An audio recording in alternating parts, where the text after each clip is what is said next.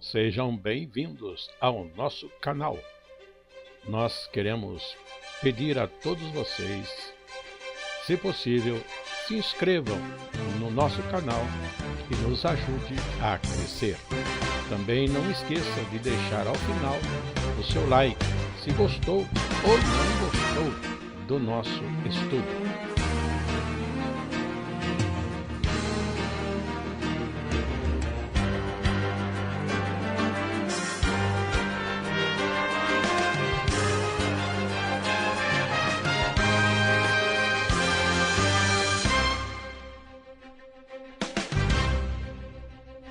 O estudo a seguir é de inteira responsabilidade de seus idealizadores e apresentadores.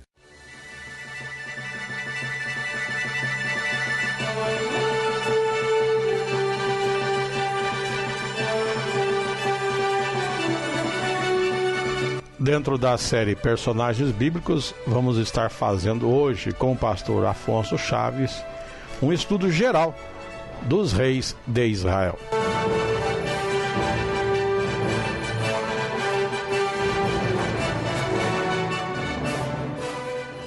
Dando continuidade aos nossos estudos na Bíblia Sagrada, dentro desse tema que temos de estudar os personagens bíblicos, hoje vamos entrar num assunto que encontramos inicialmente em 2 Reis capítulo 15 e que não vai envolver propriamente um personagem isolado. Vamos falar mais dentro da oportunidade que nós temos de estar ligando os diversos personagens da Bíblia com a época e com a história do momento.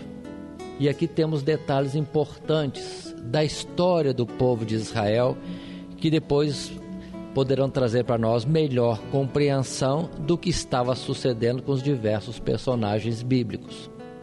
Assim, por exemplo, iniciando nesse capítulo 15, a partir do verso 8, vamos relembrar ligeiramente o que estudamos anteriormente a respeito de um rei de Israel chamado Jeú. Deus o chamou, deu para ele uma tarefa, e este rei Jeú cumpriu perfeitamente a tarefa que Deus lhe deu, só que infelizmente não teve cuidado de se guardar da idolatria, daquele pecado introduzido pelo rei Jeroboão, que era a idolatria do novilho de ouro colocado lá em Betel e também lá em Dan. O rei Jeú, infelizmente, continuou essa idolatria no meio do povo de Israel. Lembrando que Israel para nós, neste tempo da história, refere-se às 10 tribos das 12 que constituía o povo de Deus, ou que constituíam o povo de Deus. Mas, por ter feito o que era do agrado de Deus, no que diz respeito à missão dada, Deus disse que a sua descendência permaneceria sobre o trono das 10 tribos até a 4ª geração. E assim os reis se sucedem depois de Jeú até a 4ª geração. E chegamos ao verso 8, quando mostra o último rei da descendência de Jeú, chamado Zacarias, e que também já estudamos antes. E diz o verso 8 assim: no ano 38 de Azarias, rei de Judá, reinou Zacarias, filho de Jeroboão, sobre Israel, em Samaria, 6 meses.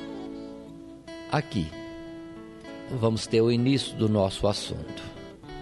Os reis de Israel, que desde a divisão do povo, observe que a divisão se deu lá no passado, logo depois de Salomão, as 12 tribos se dividiram e 10 tribos ficaram ao norte, constituindo uma nova nação, separada dos seus irmãos, Judá e Benjamim.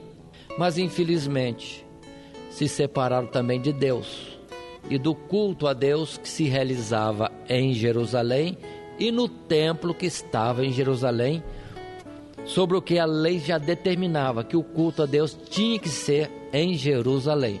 Eles se dividindo, pronto, se afastaram do local de culto a Deus, e mais do que isso, eles constituíram os seus deuses e a sua forma de culto.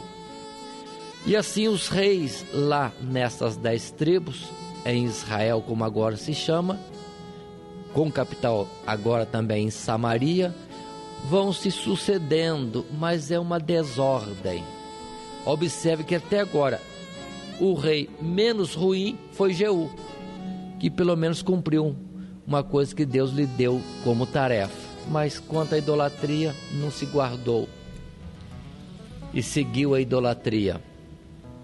Mas os demais reis, misericórdia, só se lê deles e fizeram o que foi mal aos olhos do Senhor nosso Deus. E assim sendo, continua a história, personagens bíblicos dos quais se fala tão pouco, porque não tem o que falar, senão que subiram ao trono e que não agradaram a Deus. Mas é importante observarmos estes personagens que se sucedem no trono, e a razão também vamos compreender porque nunca prosperavam. Por exemplo, diz a palavra do Senhor mais à frente, ainda sobre o rei Zacarias, no verso 9 agora, diz assim: e fez o que era mal aos olhos do Senhor Deus, como tinham feito seus pais. Nunca se apartou dos pecados de Jeroboão, filho de Nebate, que fez pecar a Israel. Verso 10: e Salum, filho de Jabes, conspirou contra ele, e o feriu diante do povo, e o matou, e reinou em seu lugar. Pronto. Aí está Zacarias. Seguiu a Deus? Não. A mesma idolatria do novilho, do bezerro de ouro, lá em Betel, em Dan. O que acontece? Alguém conspira contra ele, e no caso agora é Salum, diz o verso 10, Salum conspira contra ele, mata-o e reina em seu lugar. Será que este homem Salum vai seguir bem? Nós vamos ler logo depois, no verso 13, dizendo: Salum, filho de Jabes, começou a reinar no ano 39 de Uzias, rei de Judá, e reinou 1 mês inteiro em Samaria. 1 mês só. Não prosperou.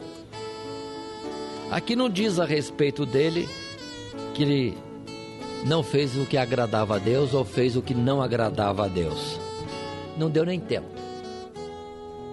Mas observa como que ele subiu ao trono. Por revolta, por rebelião. E pergunto para os irmãos, isso é próprio do povo de Deus? Não é.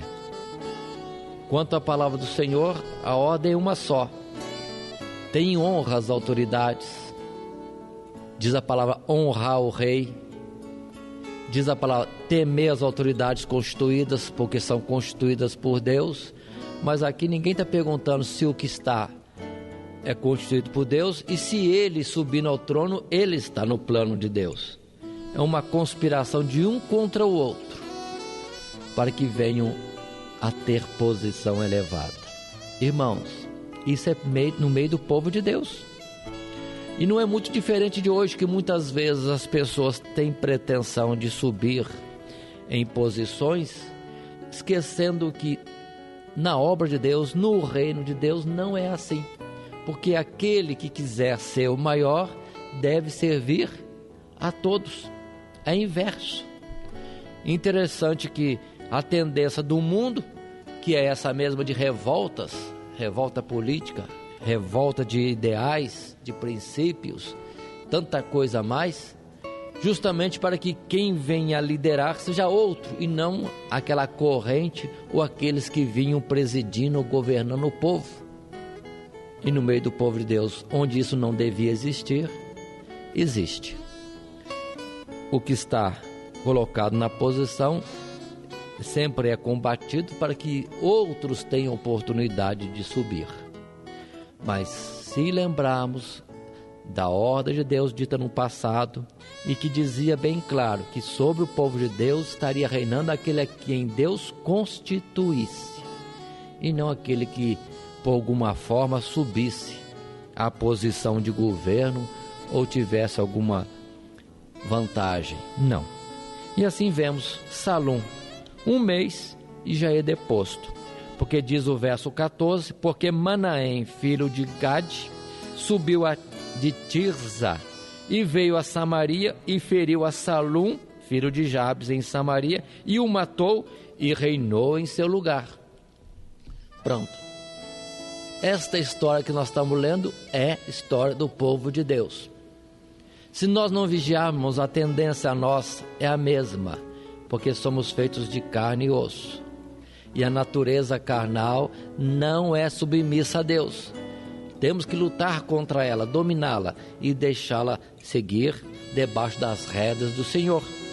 E assim aconteceu com Menahem, que sobe ao trono. Como? Outra vez, por conspiração, por revolta, por rebelião. Deus está nisso? Naturalmente, Deus não está nisso também. Diz a palavra mais à frente, no verso 17, desse capítulo 15 de 2 Reis, falando desse personagem Menahem. E diz o quê? Desde o ano 39 de Azarias, rei de Judá, Menahem, filho de Gade, começou a reinar sobre Israel e reinou 10 anos em Samaria.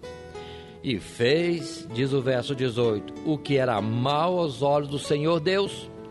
Todos os seus dias se não apartou dos pecados de Jeroboão, filho de Nebate, que fez pecar a Israel. Um rei substituindo outro rei, mas nenhum está obedecendo a Deus, tendo temor de Deus, tendo cuidado de andar nos preceitos de Deus. O que sucede? Desastre no meio do povo de Deus. Porque diz logo depois a palavra no verso 19, que começa a vir sobre a nação aperto por parte da Assíria. Qual foi o aperto? Diz a palavra, veio Pul, rei da Assíria, contra a terra, e Menahem deu a Pul 1000 talentos de prata, para que a sua mão fosse com ele, a fim de firmar o reino na sua mão. Pronto. Menahem subiu por força, por rebelião, e para se firmar no trono, teve que pagar ao rei da Síria para ter sustentação, para poder conservar-se no trono. Não se buscou a Deus, não se consultou a Deus, quer se manter através da riqueza, comprando o poder, comprando influência e proteção de outras nações. Mas diz a palavra em seguida que segue-se os fatos. Verso 23, vemos que outro personagem se levanta na história, verso 23 do capítulo 15 mesmo. E quem é agora? Pecaías, é o filho dele, filho de Menahem, que vem reinar ali em Samaria sobre o povo de Deus, as 10 tribos, sobre Israel. Quanto tempo reina? 2 anos. O que sucedeu com esse Pecaías, para que seu tempo fosse tão curto também? A mesma história que nós vamos ler no verso 24, porque diz a palavra, e fez o que era mal aos olhos do Senhor Deus, nunca se apartou dos pecados de Jeroboão, filho de Nebate, que fez pecar a Israel. Aí está, outra vez. Não muda a história? Irmãos, não muda a história. Fora de Deus não há bem. Se sobe a posição, se reina, se tem profissão, se tem emprego, qualquer outra coisa que não é em Deus, isso não é para a bênção. Nunca foi. As coisas vêm em mal, de alguma forma. E diz a palavra logo em seguida, no verso 29, observem que é dentro do povo de Deus que isso acontece. Nos dias de Peca, rei de Israel, veio Tiglat Pileser, rei da Síria, e tomou a Ijon, a Abel-Bet-Maaca, tomou a Janoa, tomou a Quedes, tomou a Azor, tomou a Gileade, tomou a Galileia e toda a terra de Naftali, e os levou para a Síria. Pronto. 12 tribos de Israel dividem-se, ficam do 10 ao norte com o nome de Israel. Mas o que sobra? Toda a terra está sendo invadida e tomada, e aqui não é somente cidades, são regiões inteiras tomadas pela Síria, e o povo levado em cativeiro para a Síria. Mas pergunto a vocês, o que a Síria fazia com esse povo? Simplesmente destruía. Simplesmente fazia que se aniquilasse a nacionalidade, obrigando-os a mudar de terra e a casamentos mistos para assumir vamos dizer assim, a história, a genealogia do povo, e se perdesse nos meios dos outros povos. Aqui praticamente começa a destruição das 10 tribos pela Síria, no tempo em que Peca reinava. Continua a palavra, entretanto, irmãos, no verso 30. E Oséias, filho de Elá, conspirou contra Peca, filho de Remalias, e o feriu, e o matou, e reinou em seu lugar. Até aqui. Pronto. Sobe outro rei. No meio de um povo já devastado, enfraquecido, diminuído, mais rebelião, mais gente morta, para que alguém assuma o lugar no trono. Mas ninguém pergunta por que é que os reis anteriores não iam bem. E sempre alguém se arvora de salvador e de dizer que ele tem a solução e ele vai ter o melhor governo. Não existe isso, se Deus não estiver no negócio. E o assunto aqui é esse: Deus não está sendo clamado, não está sendo procurado, e cada um quer substituir o outro para trazer um reinado melhor. Vai resolver a situação? Vamos continuar a ler, porque agora passamos ao capítulo 17 de 2 Reis, capítulo 17.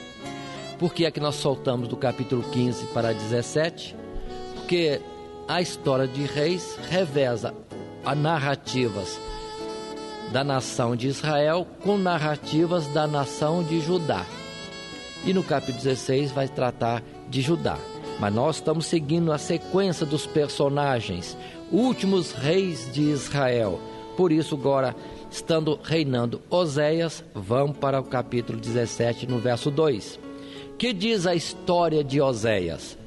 A mesma coisa dos outros reis, porque o verso 2 escreve isto: e fez o que era mal aos olhos do Senhor Deus, contudo, não como os reis de Israel que foram antes dele.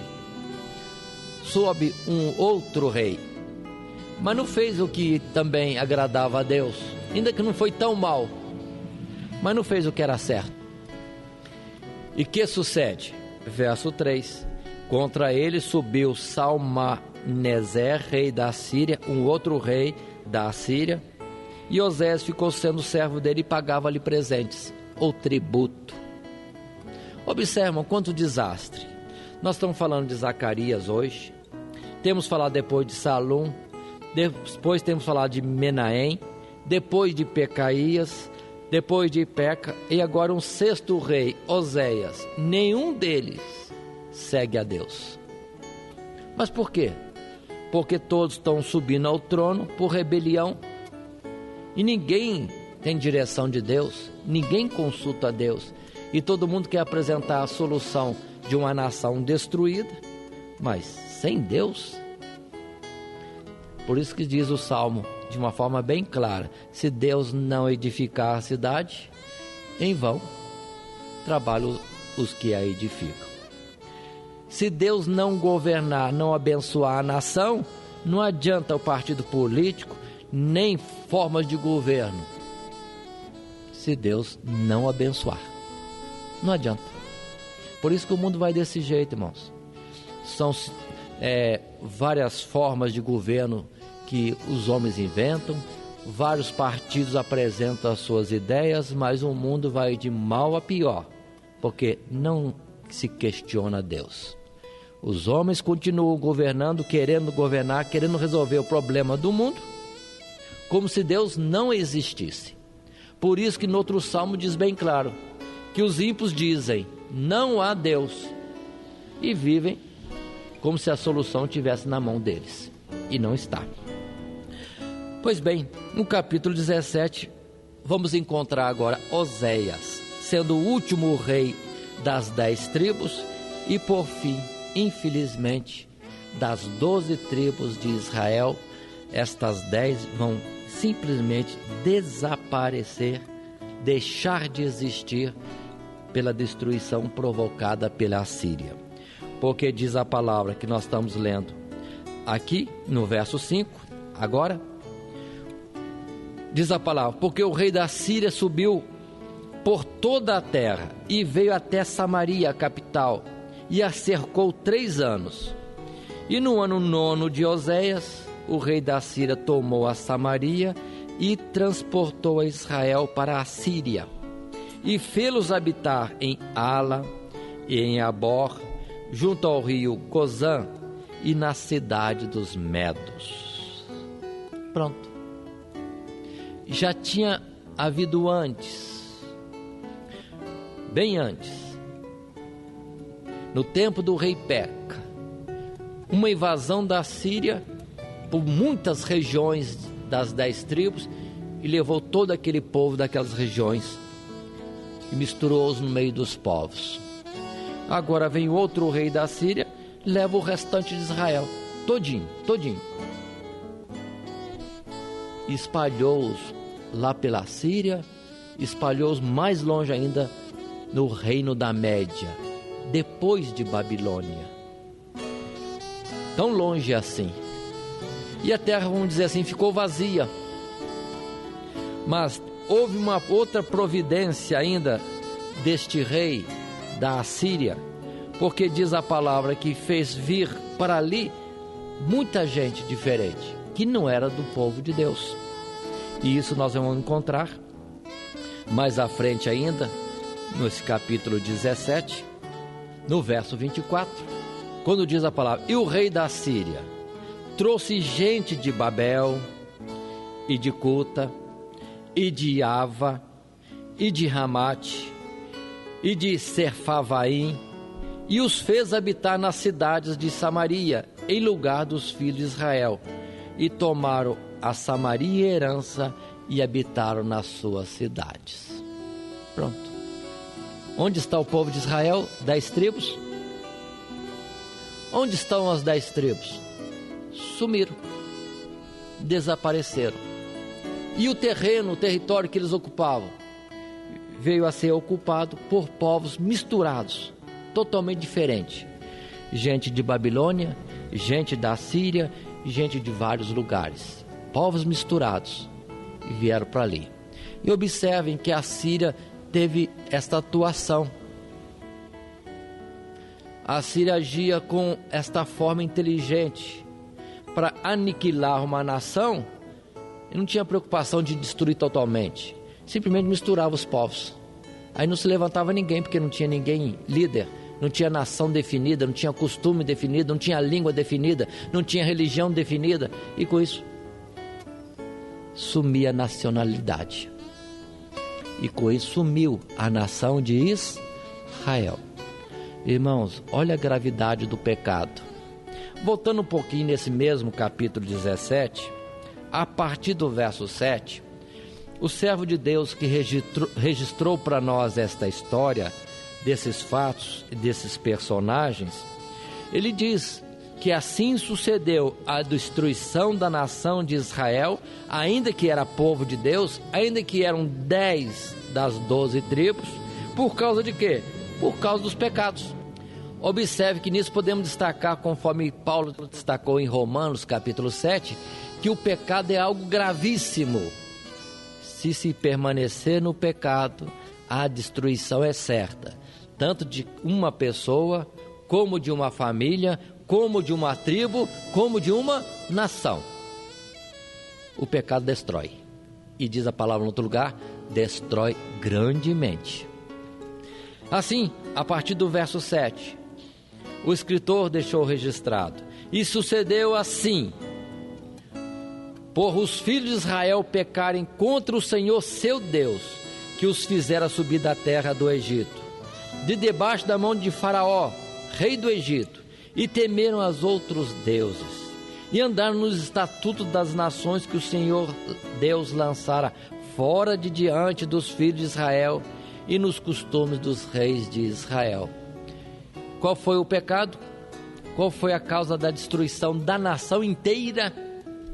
Pecado, desvio de Deus e andar conforme os povos outros. Irmãos, observem, é a velha história. E o verso 9 também, vamos ler. E os filhos de Israel fizeram secretamente coisas que não eram retas contra o Senhor seu Deus, e edificaram altos em todas as suas cidades, desde a torre dos atalaias até a cidade forte. Por todo lado, além da idolatria, além do desvio de Deus, tinha pecados secretos. Que será isso? Que será isso? Se nós voltarmos, irmãos, ao livro de Levítico, em especial ali pelo capítulo 18, 19, 20, 21, 22, nós vamos encontrar Deus frisando insistentemente ao povo de Israel, as 12 tribos. Naquela época Israel era unido em 12 tribos. Deus falava e frisava constantemente: vocês indo morar nesta terra, não façam conforme a ação dos que ali moram, porque eles estão sendo tirados, destruídos por causa dos seus pecados. E todas as coisas que eles costumam fazer aos olhos do Senhor seu Deus, falava para Israel, isto é abominação. Para eles é comum, mas para vocês será algo abominável, detestável. Não podem fazer. Mas temos aqui a afirmação que o povo de Israel foi para a terra da Palestina, que naquele tempo antigo era a terra que manava leite e mel, mas não seguiram a Deus e copiaram os povos em redor. Irmãos, observemos na nossa igreja também. De um modo geral, muitos de nós, principalmente a mocidade, fique alerta, porque a tendência, ainda mais dos mais moços, é copiar os costumes dos povos de fora. Está errado. Está errado. É o mesmo mal. Não viver segundo o critério e a forma que Deus estabelece, e vai copiando as modas, as palavras, a forma de viver daqueles que estão fora da igreja, que não são contados como o povo de Deus. O resultado, destruição. Ainda hoje, a fragilidade das igrejas evangélicas é isso, que o povo deixou de ser aquele povo diferente para ser um povo que copia a moda do mundo, ao ponto de não ter diferença em coisa alguma. Ainda que sirva a Deus, ainda que estejam na igreja, ainda que portem Bíblia, mas os costumes, o modo de viver, de vestir, de falar, não é o mesmo dos de fora? É o caso daqui. Não basta dizer que tem sobre si o nome de Cristo, tem que viver de forma correta. Voltando ao Levítico, nós estávamos falando, Deus falou: porque eu sou santo e vós me sereis um povo santo. Não vão copiar o costume dos povos no meio dos quais vocês vão habitar. Mas aí está, o verso 10 aí continua: levantaram estátuas e imagens do bosque em todos os altos outeiros e debaixo de todas as árvores verdes, e queimaram ali incenso em todos os altos, como as nações, ou seja, copiando as nações que o Senhor Deus transportara de diante deles, e fizeram coisas ruins para provocarem a ira do Senhor Deus. A razão está aí.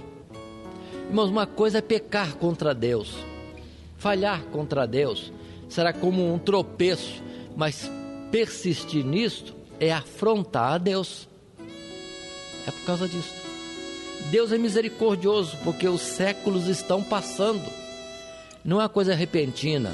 Observe que são reis e reis se sucedendo no mesmo pecado. Séculos passam e o povo não se emenda. Ademais disso, lembremos que o Senhor enviava profetas continuamente. Profetas que muitas vezes eram rejeitados, apedrejados, presos ou mortos. Mas continuemos mais um pouquinho. É isso que diz a palavra no verso 14, quando fala assim: porém não deram ouvidos, antes endureceram a sua cerviz como a cerviz de seus pais, que não creram no Senhor seu Deus, e rejeitaram, diz o verso 15, os estatutos e o concerto que fizera com seus pais. Pronto.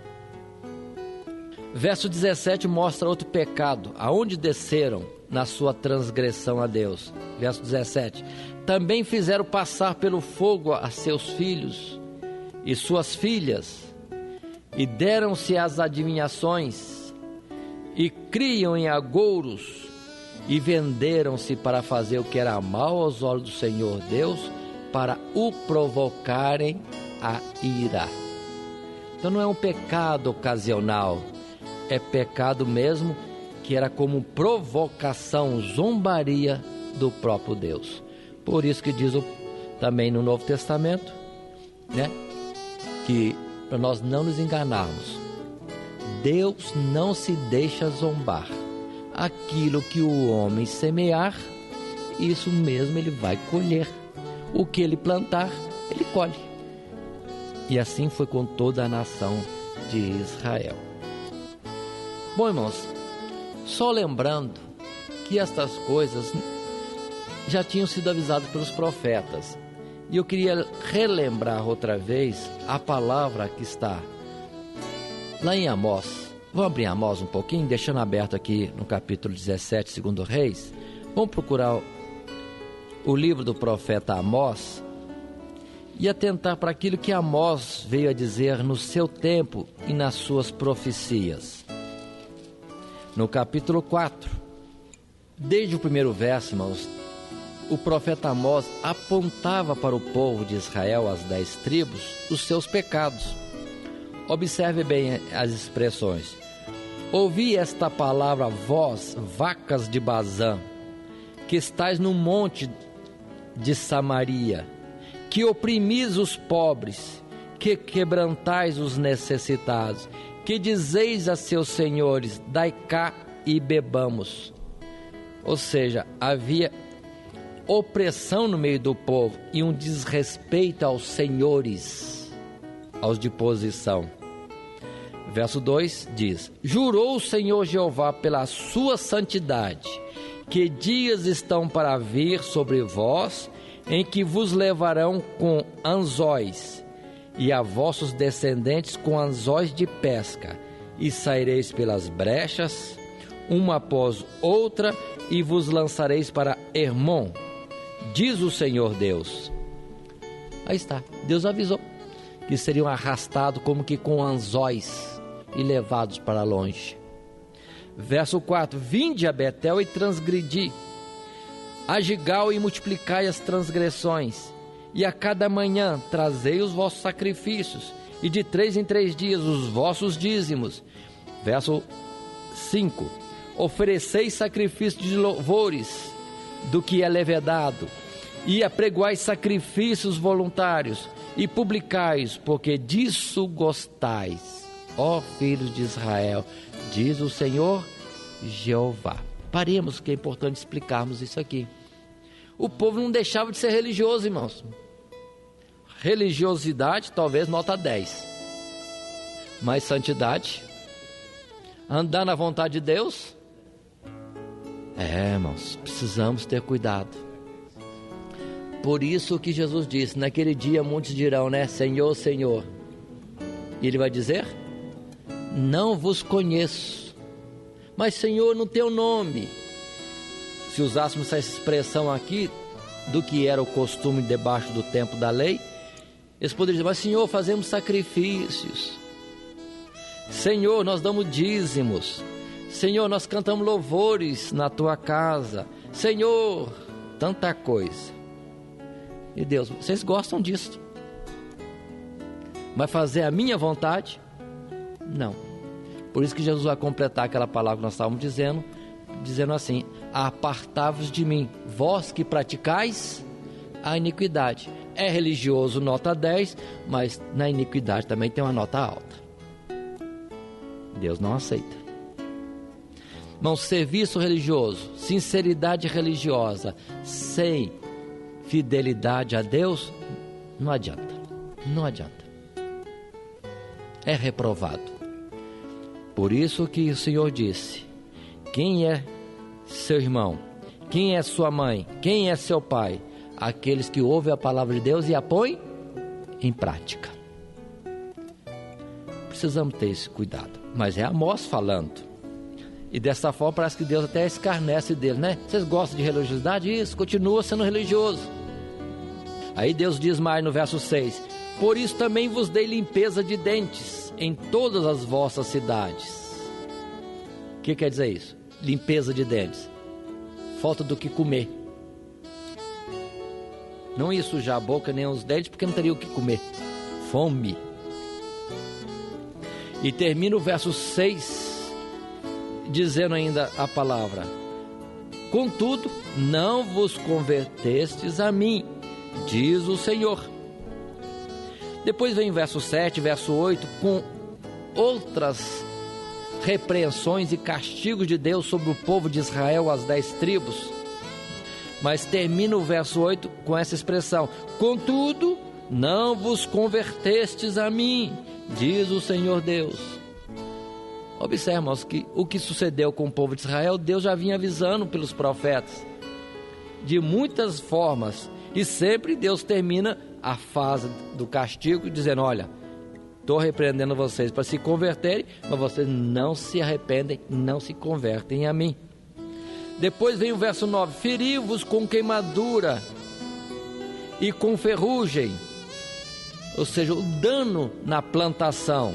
Termina o verso 9: contudo, não vos convertestes a mim, diz o Senhor. Verso 10 continua: enviei a peste contra vós, à maneira do Egito. Os vossos jovens matei a espada. E termina o verso: contudo, não vos convertestes a mim, diz o Senhor Deus. Verso 11: subverti alguns dentre vós, como Deus subverteu a Sodoma e Gomorra. Porque nações, ou melhor dizendo, cidades e regiões foram totalmente assoladas, como Sodoma e Gomorra, no meio do povo de Deus, as 10 tribos. Mas termina o verso 11: contudo, não vos convertestes a mim, diz o Senhor Deus. E a conclusão? Chegamos ao verso 12. Qual a conclusão? Verso 12 é aquela expressão que precisamos entender, quando está escrito assim: portanto, assim te farei, ó Israel. E porque isso te farei, prepara-te, ó Israel, para te encontrares com o teu Deus. Prepara-te, ó Israel, para te encontrares com o teu Deus. Expressão tão bonita, tão falada, como sendo de bênção. E a vinda de Jesus e a subida para a glória não é não. Aqui é juízo. Quer pecar? Não quer se converter? Quer continuar no pecado? Então prepara-te para encontrar com o Senhor teu Deus. Mas é em juízo. É em juízo. É boa essa palavra para quem está se esforçando, para continuar se esforçando, porque precisamos nos preparar para encontrar com o Senhor nosso Deus no dia da sua vinda, para recebermos a sua recompensa, ou como Jesus disse, para estarmos de pé na sua vinda, estarmos de pé no seu juízo, para recebermos aquela boa palavra: vinde benditos. Mas também, irmãos, aqueles que erram, o Senhor diz: minha palavra, prepare-te para encontrar com o Senhor teu Deus. É o dia tremendo, dia de trevas, dia do Senhor no seu juízo. Por isso que a vinda do Senhor, irmãos, tem esses dois aspectos: bênção para uns e terror para outros. Mas continuemos. Vamos lembrar, passar as páginas da Bíblia um pouquinho atrás e vamos a Oséias, outro profeta em outra época e que também repreendeu o povo, mostrando claramente os seus erros e que deviam se converter, porque senão viria o juízo, o castigo e mesmo a destruição. Em particular, em Oséias, eu vou me deter só no verso 9, quando a palavra diz assim, Deus falando ao povo de Israel através de Oséias, porque Oséias veio a se casar e veio a ter filhos, 3 filhos, e cada filho tinha um nome que era já Deus falando o que ia suceder com o povo. O primeiro filho foi Gisriel, e a palavra dizia a respeito, o nome do filho significava o que Deus ia fazer, juízo. Deus ia visitar os reis de Israel. O segundo filho, na verdade, foi uma filha, Ruama. Mas na verdade o nome dela não era Ruama, era Lo-Ruama, que significa não favorecida. Não teria Deus misericórdia, Deus não teria ou não faria favor à nação de Israel, certamente a destruiria. E o último filho de Oséias foi Loami, no verso que nós dissemos 9, que diz assim: põe-lhe o nome de Loami, porque vós não sois meu povo, nem eu serei vosso Deus. Pronto, é quando Deus diz que aquelas 10 tribos não eram mais seu povo e ele deles não era o seu Deus. Rejeição total, total. E cumpriu-se as palavras do profeta. Pode ser que alguém achou que demorou muito, mas chega o tempo de cumprimento. E por que demorou? Porque Deus ia falando, através das gerações, através dos séculos, para um rei, para outro rei, o outro rei que substituía, e ninguém atentava. Mas voltemos agora outra vez na Bíblia, a Isaías, no capítulo 7, no verso 8. Isaías capítulo 7, verso 8, quando também Deus por Isaías avisou. E vou me deter mais no final do verso 8, quando a palavra diz assim: e dentro de 65 anos, Efraim será quebrantado e deixará de ser povo. Efraim era a tribo líder das 10. Efraim é outra expressão de Deus referindo-se às 10 tribos de Israel. E observa a expressão de Deus bem claro, quando diz: Efraim, Israel, as 10 tribos vão deixar de ser povo. Quanto tempo Deus deu através de Isaías? 65 anos.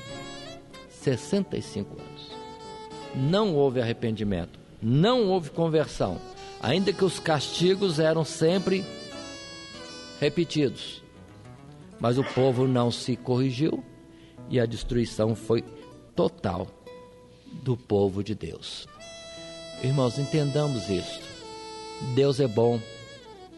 Deus amou o mundo de tal maneira. Deus é amor. Deus quer salvar. Jesus foi enviado para buscar e salvar o que se havia perdido. Mas isso requer de nós que já estamos no conhecimento da verdade, que nós não pequemos mais. Repetindo aquele hino da harpa cristã: resgatado fomos para nunca mais pecar. Então cuidado, vivemos em tempo de uma fragilidade do povo de Deus na santidade, nos cuidados diversos para não se envolver com este mundo, não amar o mundo. Mas observe, o juízo de Deus vem. Então não vamos enganar nossas almas dizendo que não tem importância, não é bem assim, Deus não exige tanto. Não, Deus exige, Ele é santo e quer de nós santidade. Voltamos à palavra de Apocalipse: quem é santo? santifique-se mais ainda. Quem é justo, faça a justiça ainda. Quem é limpo, limpe-se ainda. Esse é o propósito de Deus. Não tem outra palavra diferente. Não tem. E uma palavra bem forte de Jesus é aquela: se a nossa medida, vamos dizer, de santidade não for maior, não exceder, não ultrapassar a medida dos fariseus e escribas, de forma alguma entraremos no reino de Deus. Falamos muito de fariseus, mas fariseus pelo menos eram rigorosos na religião. Faltava o cumprimento. Então nós temos que ter a religiosidade dos fariseus e a prática que agrada a Deus. Mas voltemos, irmãos, lá em 2 Reis, no capítulo 17, quando neste estudo de hoje estamos passando por vários personagens, mostrando que não tiveram nem história direito, que é a história de homens que se levantam, tomam posição de governo, assumem o trono para serem reis em rebelião, através do derramamento de sangue, e ninguém consulta a Deus, ninguém serve a Deus, e todos eles são idólatras. Não melhora nada, as coisas vão de mal a pior. Mas agora quero deter no outro ponto. Falamos que todo o povo de Israel foi retirado da sua terra, o que não morreu foi misturado com os outros povos e acabou. Por isso que somente restaram Benjamim e Judá. De 12 tribos, 2, Benjamim e Judá. E Benjamim tão pouco, mas tão pouco que nem parece direito. E ficou então somente o nome de judeus, povo de Deus, judeus. Mas na verdade o povo de Deus não era uma tribo, eram 12 tribos. Onde estão as outras tribos? 10 sumiram. Benjamim é muito pouco, justamente por causa dos pecados também. Se alguém vê a história de Benjamim vai ver isso. Foi dizimado por causa do pecado. E os judeus, que sobrou por causa da promessa de Deus, de que Jesus viria em Judá dos judeus. A salvação, disse Jesus bem claro, vem dos judeus, por promessa de Deus, porque pelo povo nem judeus se sobraria. Mas vamos lá.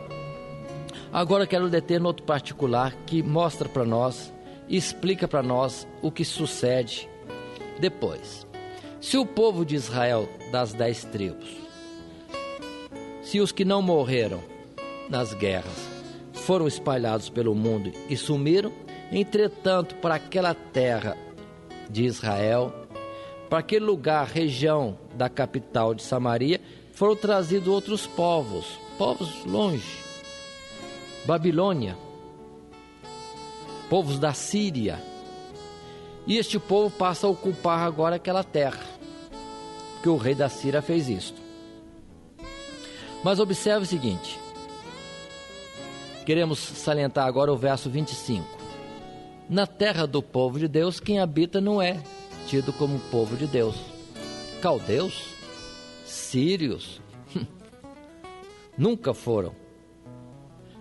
Mas vamos estar atentos.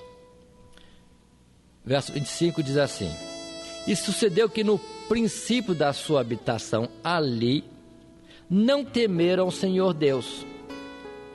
E mandou o Senhor Deus entre eles leões, que mataram a alguns deles. Veio o povo diferente, com costumes diferentes, e a terra não era abençoada assim. Povos diferentes, línguas diferentes, costumes diferentes, deuses diferentes, mas o verdadeiro Deus não era cultuado, não era temido, não era conhecido. E houve mortandade entre eles, pela própria terra, pelos animais da terra. O verso 26 diz que eles clamaram ao rei da Síria, pelo que falaram ao rei da Síria, dizendo: a gente que transportaste e fizeste habitar na cidade de Samaria, não sabe o costume do Deus da terra. Pelo que ele, o Deus da terra, mandou leões entre ela, e eis que a matam, porquanto não sabe o culto do Deus da terra. Gente estranha mora na terra que era para ser do povo de Deus. Irmãos, nós vemos falar tanto aquela palavra, Onde pisar a planta dos vossos pés, a terra será vossa. Aqui nós estamos vendo diferente. A terra que era para ser vossa, outros põem os pés, outros tomam, outros habitam, por causa do pecado. A bênção que era para nós, se nós não andarmos na vontade de Deus, não estivermos na posição para receber a bênção passa a outros. Mas esses outros também não vão nem aproveitar a bênção, porque não conhecem o verdadeiro Deus. Mas ainda bem que nessa época aqui alguém percebeu, alguma coisa está acontecendo. Eu acho que nós não conhecemos o Deus da terra. Eles não sabiam que o verdadeiro Deus é Deus de toda a extensão do universo, né? Eles achavam que cada região tinha o seu Deus. Então queriam conhecer o Deus daquela terra para não serem castigados tanto. E o rei da Síria, então, diz a palavra no verso 27, então o rei da Síria mandou dizer: levai ali um dos sacerdotes que transportasse de lá, que ele vá e habite lá, e lhes ensine o costume do Deus da terra. O rei da Síria então disse: então traz de volta, vê lá algum sacerdote do povo de Israel e traga de volta, para ensinar esse povo diferente qual é o costume do Deus da terra. Qual era o Deus da terra? Qual é o Deus da terra? É o Deus de Abraão, Deus de Isaac, Deus de Jacó, chamado Jeová ou Yahvé. O Senhor é o seu nome. Tá bom. Diz o verso 28, veio pois um dos sacerdotes que transportaram de Samaria e habitou em Betel e lhes ensinou como deviam temer ao Senhor Deus, o Deus verdadeiro, o Deus de Abraão, Isaac e Jacó. Observe então, aqui está havendo um novo começo. Poderia ser um bom começo. Povo diferente, que não conhecia o verdadeiro Deus, habitando na terra do povo de Deus, aprendendo as coisas do Deus verdadeiro. Quanta coisa boa poderia ser daqui, né? Quanta coisa boa. Conhecer o novo Deus, ser fiel ao novo Deus, não porque era novo, porque era o verdadeiro Deus. Irmãos, estão dizendo aqui, para mostrar que Deus sempre se manifestou no meio do povo dele, mas na verdade nem era povo dele. Mostra a coisa mais além, que Deus sempre teve misericórdia da criatura. Sempre de alguma forma ou de outra havia possibilidade de se conhecer o verdadeiro Deus. Sempre havia essa possibilidade, como houve agora. Mas como eu estava dizendo, infelizmente, o verso 29, lemos: porém cada nação fez os seus deuses e os puseram nas casas dos altos, que os samaritanos fizeram, cada nação nas suas cidades, nas quais habitavam. Assim temiam, será que temiam mesmo? Ao Senhor Deus, e dos mais humildes se fizeram os sacerdotes dos lugares altos, os quais exerciam o ministério nas casas dos lugares altos. Assim, diz o verso 33, ao Senhor temiam e também a seus deuses serviam, segundo o costume das nações entre as quais tinham sido transportadas. Cada nação, cada povozinho que veio para ali, aquela mistura de povos, cada um trouxe o seu Deus. Então eles conheciam agora o Deus verdadeiro e os deuses antigos. Temiam. Se conhecesse verdadeiramente o Deus de Israel, irmãos, eles não serviriam outros deuses. Na verdade, não temiam. A palavra diz temiam no aspecto de quase que de um cuidado, de uma reverência. Mas, por outro lado, continuavam nos seus pecados. É quando muitos dos cristãos, até mesmo evangélicos, têm medo de ir para o inferno. Aí querem acender, como dizem, uma vela para Deus e outra para o diabo. Como se fizesse um agradozinho a Deus fosse suficiente. Não adianta chamar Senhor, Senhor. Deus vai dizer, não vos conheço. Por isso que Jesus diz, não podemos servir a dois senhores. Não podemos servir, como outras religiões, aos santos e a Deus. Não pode. É unicamente ao Deus único e verdadeiro. A Ele temerás e a Ele servirás. Mas o que está acontecendo aqui? Um grupo, um povo misturado, cada um servindo a um Deus conforme o costume das suas nações de origem e conhecendo um pouquinho sobre o Deus verdadeiro, o Deus de Israel, o Deus de Abraão, Isaque e Jacó. E daí, irmãos, resulta esse povo esquisito, que conhece um pouco a Deus e não o serve também, chamado de samaritanos, que nós vamos ouvir falar deles depois, muito tempo, até no tempo de Jesus e no tempo dos apóstolos. Aí está. Mas vamos fazer agora a observação ainda mais. Termina aqui a palavra, infelizmente, depois de todos esses assuntos, falando desse povo estranho. Verso 34, poderíamos fazer leitura do verso 33 antes, quando diz: assim ao Senhor temiam e a seus deuses serviam, segundo o costume das nações dentre as quais tinham sido transportados.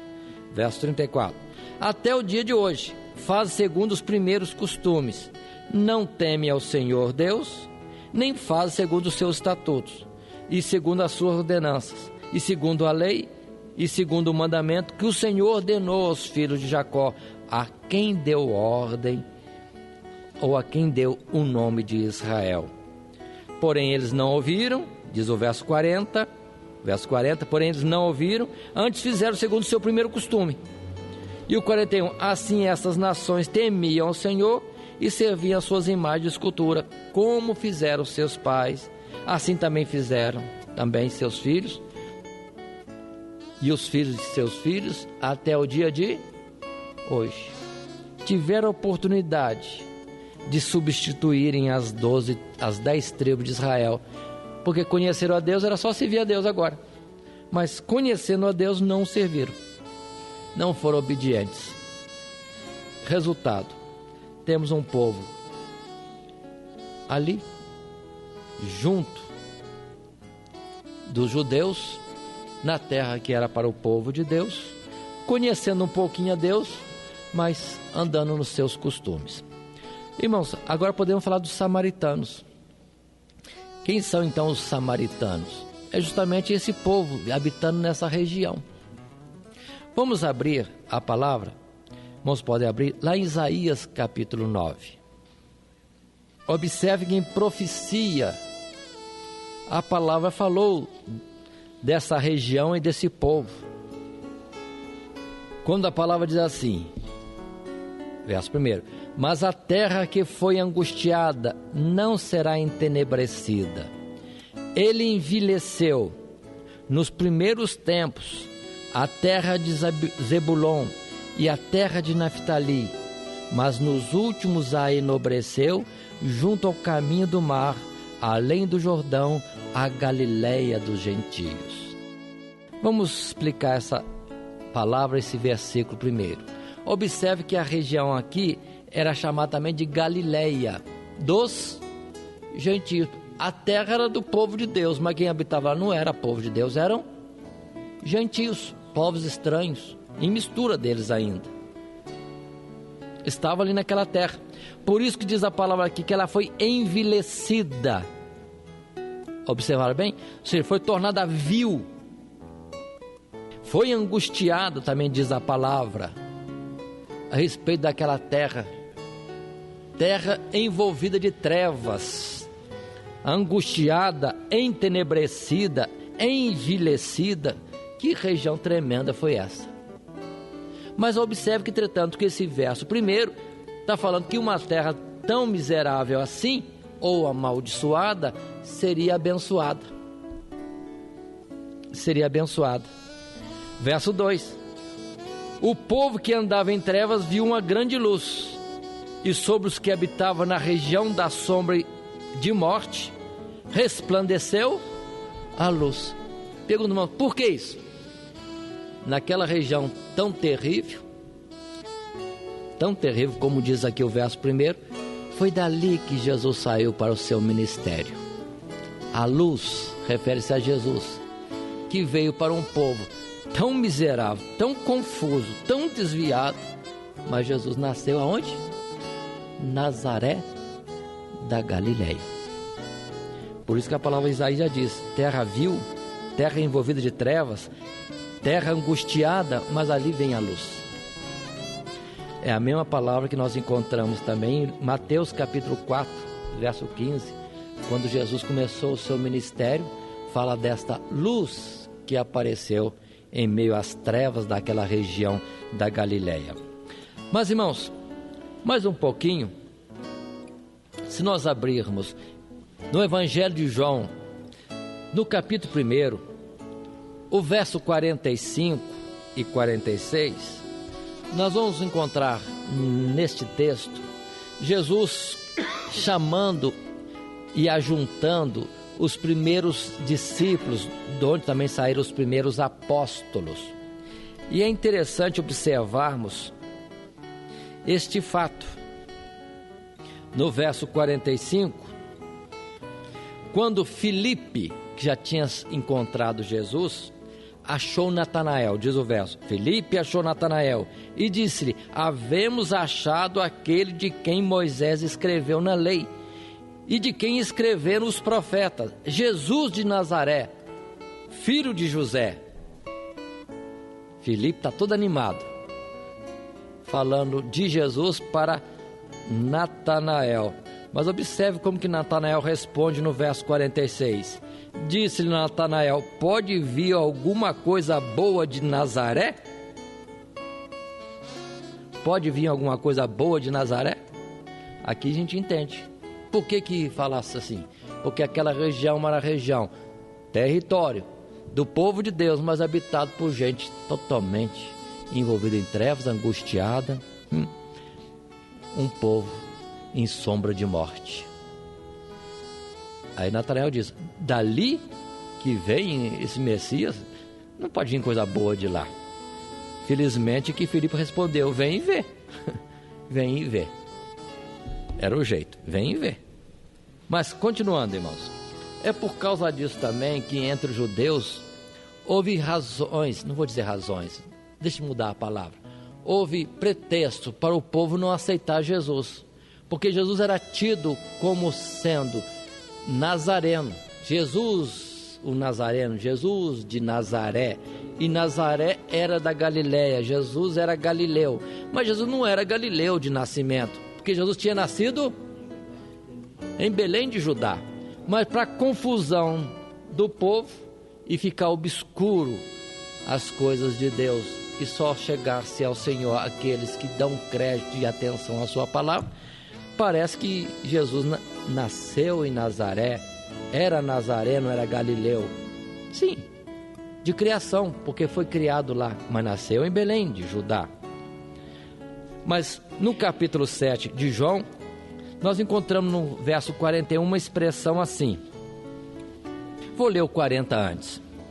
Depois de Jesus fazer maravilhas, ensinar com grande autoridade, então muitos da multidão, diz o verso 40, ouvindo esta palavra diziam: verdadeiramente este é o profeta. Porque todo mundo esperava o Messias, o desejado das nações, o profeta. Muitos diziam, verdadeiramente este é o profeta. Verso 41, outros diziam: este é o Cristo, mas diziam outros: vem pois o Cristo da Galileia? E espantavam e se contradiziam: pode vir daquela região esquisita o Messias? Vem pois o Cristo da Galileia? Era a pergunta comum daqueles que tinham dúvida e estavam questionando em redor sem entender os sinais e as palavras que Jesus trazia, e ficava se embaraçando com outras coisas. No verso 52 encontramos outra vez, vou ler o 42. Lendo o verso 42 diz ainda: não diz a Escritura que o Cristo vem da descendência de Davi e de Belém, da aldeia de onde era Davi? Assim entre o povo havia dissensão por causa dele. Até quem conhecia um pouco das Escrituras se confundia. Sabia que Jesus tinha que vir de Judá, da Judéia, de Belém, da aldeia e da tribo da família de Davi. E falava-se de um Messias galileu, pronto, aí confusão. E ficou obscura essa parte, observem. É Jesus se escondendo. Jesus era de Belém, Jesus era de Judá, Jesus era da descendência de Davi, mas ficou isso escondido para aqueles que não davam atenção às suas palavras, à sua doutrina. Por isso que o profeta diz que Jesus seria um sinal contraditado, uma pedra de escândalo ou pedra de tropeço para aqueles que não estavam firmados nele. Porque Jesus era o que era, mas alguém ficava procurando outras razões para crer, esquecendo dos sinais e das palavras que Jesus falava, que era o tudo. Por isso que Jesus chegou certa vez a reclamar: por que não podeis receber a minha doutrina?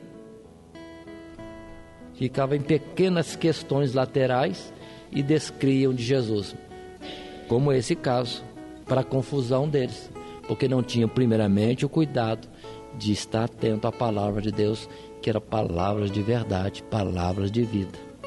Mas, o que poderíamos dizer? E daí está essa situação.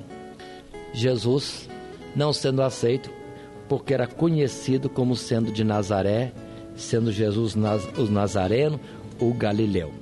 Mas, irmãos, observe ainda outros detalhes mais complementares, ainda que nós estamos estudando personagens, mas toda a história está envolvida e clareia para nós outras situações.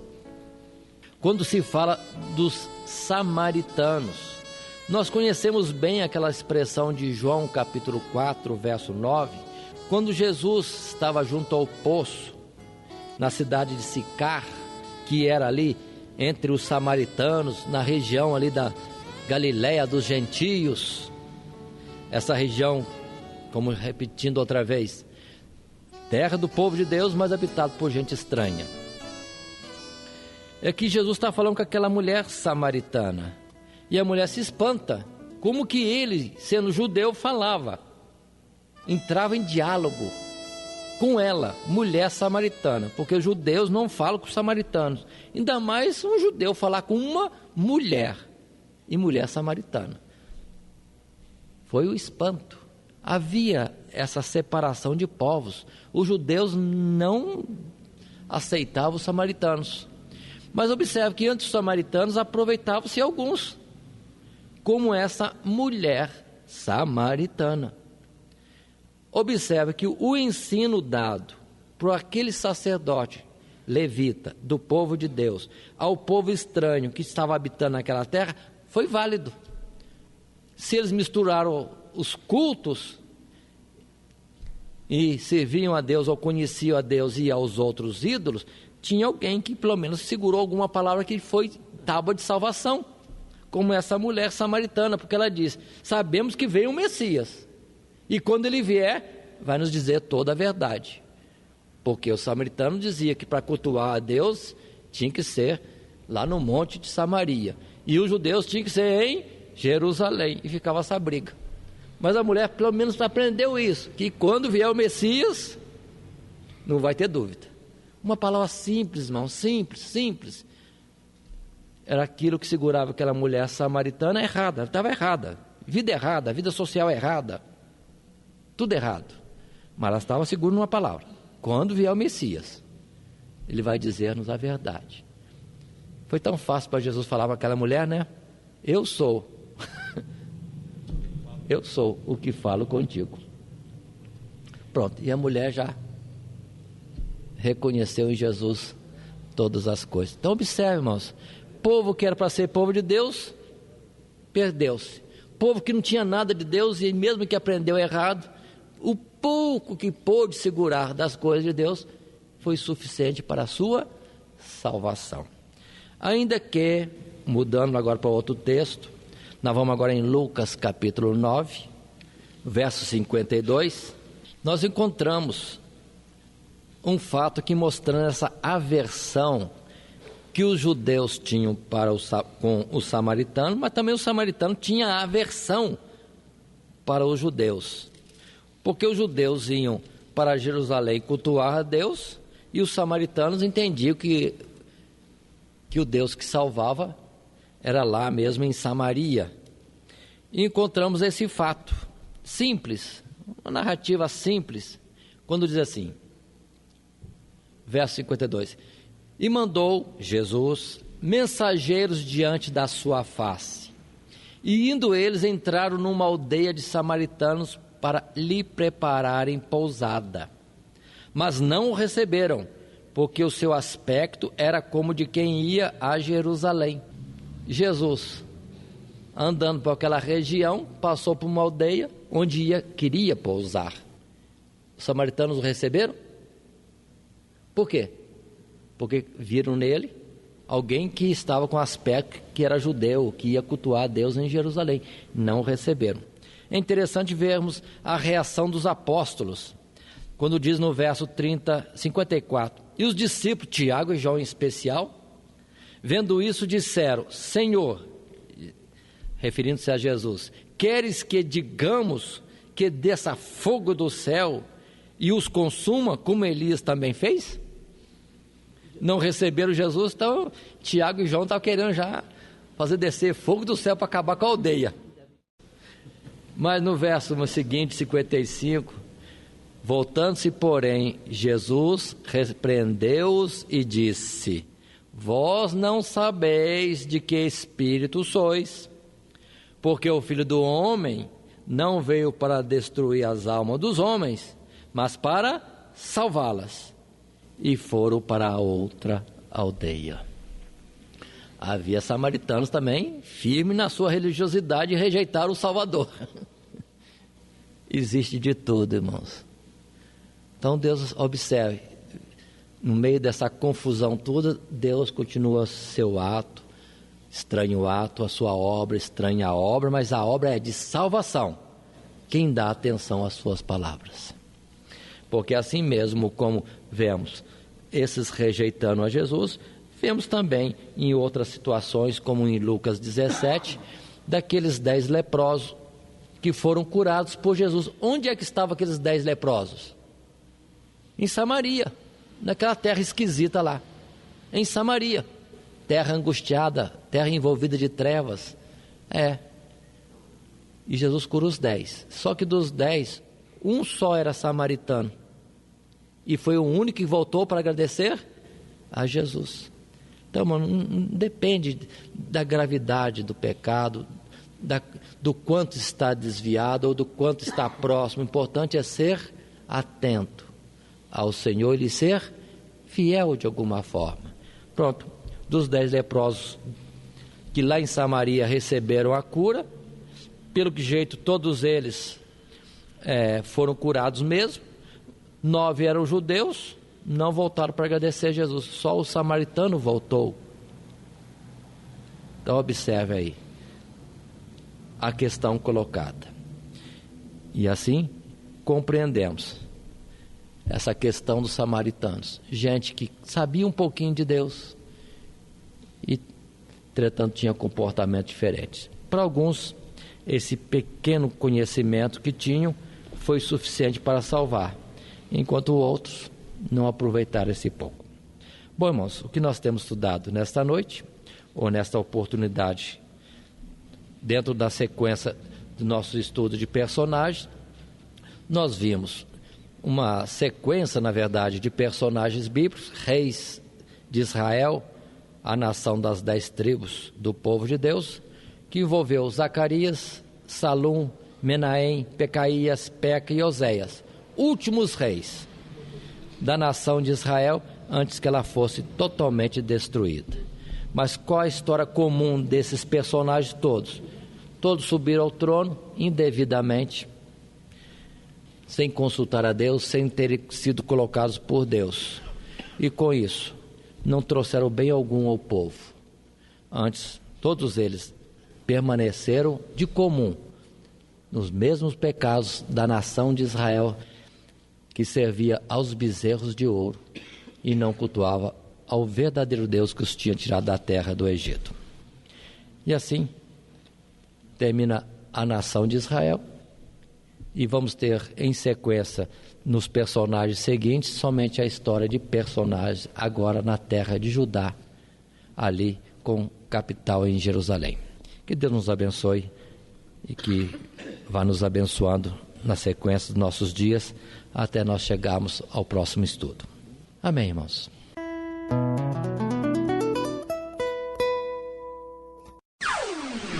Todo dia, toda hora, muito mais prazer em ouvir. Radionet Grata Nova. O Web Rádio, a qualidade que faz a diferença, cada vez mais necessária. Rede Grata Nova de Evangelização. Acesse nosso site www.horadadecisão.com.br. Hora da Decisão, tudo junto, sem acento.